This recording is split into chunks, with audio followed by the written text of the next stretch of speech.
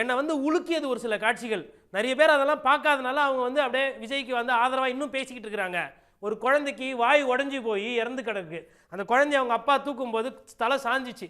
அதை பார்த்த ஒரு நிமிஷம் எனக்குள்ளே உடம்பெல்லாம் ஒதுருது. ஏன்னா குழந்தை இன்னொரு ஒரு ஒரு தாய்மாருங்க ஒரு அப்பாவை வந்து நேற்று கரூரில் நடந்த காட்சிகளை பார்த்து அதனால வந்து ஷாக் ஆகாத எந்த ஒரு மனிதனும் இருக்க முடியாது.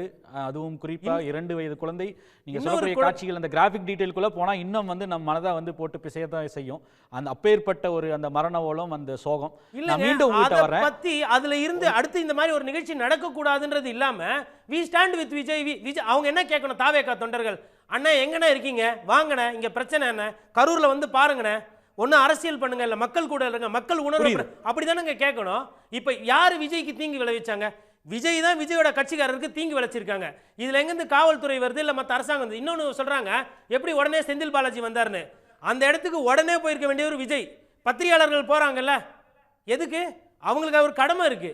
முதலமைச்சர் போறாரு, எதிர்கட்சி தலைவர் இருக்காரு, ஏன் உங்களால் வரலன்னு அந்த கேள்வியை ஒரு தாவேக்காரங்க கூட கேட்கல.